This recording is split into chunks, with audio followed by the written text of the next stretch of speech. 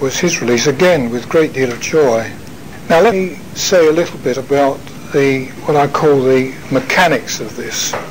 You've got to understand, if you don't already, that existence at the next level is, on the face of it, superficially, not dissimilar to the appearance of things on Earth. That is to say, one sees trees, shrubs, rivers, and so on. There is a very good reason for this. If we suddenly found ourselves transported to a scene that was totally alien to us, we would be completely discomforted. So we find ourselves in a background which bears some resemblance to the background we know.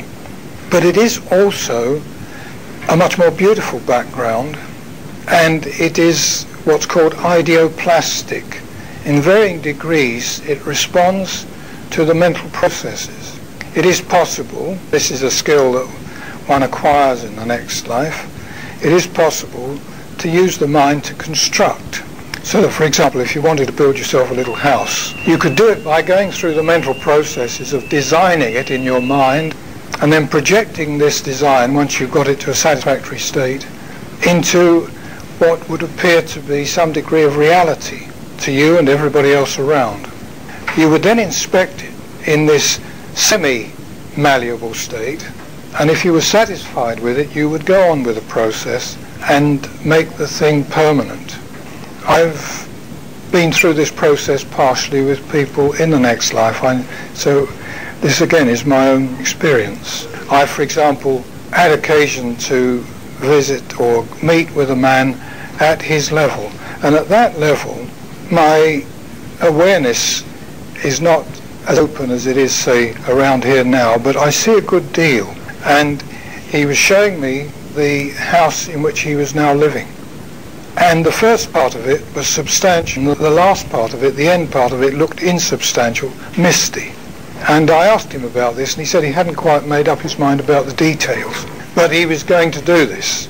But there was an amusing side to this, because the previous time we'd met him, he'd been living in a log cabin. His wife said, "Well, what was wrong with the log cabin?" He said, "Well, I wanted to change." And he said, "Anyway, it's easy here. We don't have to have estate agents." And that was his comment. Now this process of imagining in a creative way is something that we do here. Only if we do it, we employ an architect usually. We may do it ourselves.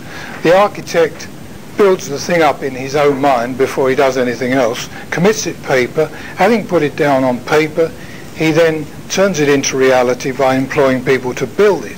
The essential difference is that you can go straight from the mental process to the reality, and that's logical. In the context of what we call an ideoplastic world, this is possible. Now, this being so, it means that the background one is in seems to have a great deal of bearing, or is greatly affected by one's own degree of spiritual insight. And I've noticed that when people first go across, they see the scenery around them, they always comment on the beauty of it and so on. But they also say after a few months, "I'm seeing things I didn't see before, that they were not aware of initially." And this process goes on, and the whole environment is responding to the changes in them. It's something greatly to be looked forward to, I think. And of course they're aware of a great widening of their own consciousness and a deepening of it and a much greater lighting of the body. So altogether it is a much more comfortable existence. But of course that's only the first stage. But I'm going off track a bit. Let's go back to what I was talking about. I want to tell you of an experience. It's one of the most complex I've had in this release field. I was at home and became aware suddenly of the prow of a ship. It intruded into my consciousness, and I allowed myself to again tune into this. And I knew that this was a large ship which had been sunk in time of war, and I wasn't sure whether by mine or by torpedo. I later came to think it was probably a mine. I was wondering what this meant, what it was for, and then my attention was drawn to a man who was a stoker on board this ship, I thought at first it was the Second World War, but I was corrected, it was the First. He was on board this ship when it was mined and began to take water, and before very long he found himself completely trapped, the vessel going down into deep water. He tried to shout, but as the pressure built up in the air that was left for him, trapped in the vessel, his voice was squeaky. He couldn't shout. Well, those of you who have an experience of diving will know that this is quite characteristic of the effects of high pressure. The horror of his situation hardly needs to be laboured, and to save his sanity, he kept his mind fixed on his little family that he'd left behind. This fixed vision of his family, together with the horror of his death, caused him to be stuck in time and place, if you like, to this event. And I wondered how I was going to help him. And then a strange thing happened. I found some part of me sitting on what appeared to be a park bench. There was a path in front and some trees in the background, but it was a fairly gloomy aspect, very little light. And on my left was sitting the man whom I was trying to release. And from the left came towards us an adult, and in the adult's hand was a little boy. And as he was walking along, the little boy was pulling a wooden locomotive. I remember this detail particularly. And they passed in front of us, went to the right, and then faded away. This was followed a short time later by a little boy, now much older, by about, I suppose, 10 or 11, coming along wearing rather large peaked cap, long socks, rather long short trousers of that period. This was Edwardian, I suppose, or even earlier. And he was kicking something as he went along. And I picked up his feelings. He was happy to be coming out of school and going home, just like all little boys.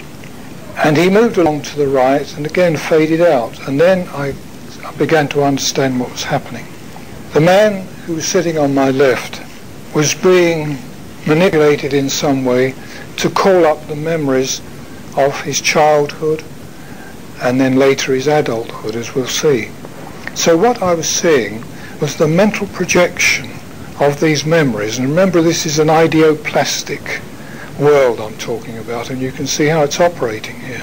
The next figures that appeared was the man himself in his younger days, as a young man, walking along with the girl that he was ultimately going to marry. And a very strange thing happened there, because he walked by and then the two of them sat on the seat. So I found myself sitting between him as a memory and him as a spirit. Now, it was a most peculiar situation, and the girl was over on his right. The next scene that was projected from this man's memory took place in front of us straight away. And here was the man himself dressed in Merchant Navy uniform. He had a soft peak cap. He had a dark, I would think, almost indigo-coloured jacket on. The buttons were right up to the throat. This, I'm quite sure, if one researched it, was the uniform of a Merchant Navy seaman of those days. It was wartime, First World War. He had with him his wife, and by this time 2 children. And it was a very sad scene and a very highly emotional scene. They were saying goodbye because he was going back to sea. And she knew, and he knew, and even the children sensed that this was the last time they would meet. This rather sad scene persisted for a few minutes and then began to fade. And coming through it towards us was a woman in white, and she was wearing a dress that went down to her ankles. I remember she had long hair done up in a bun at the back. And although I couldn't see the back of her head, I knew perfectly well this was the case. She was very radiant, absolutely contrasting to the fairly gloomy background. And she moved through the now fading figures of the group in front, walked across to my friend on the left. He was completely stunned. This was his wife. And he was completely speechless, but she made no effort to talk to him. She just took his hands, helped him to stand up. They turned left and walked away in the direction where all these memories had been coming from. Only now, instead of being dark,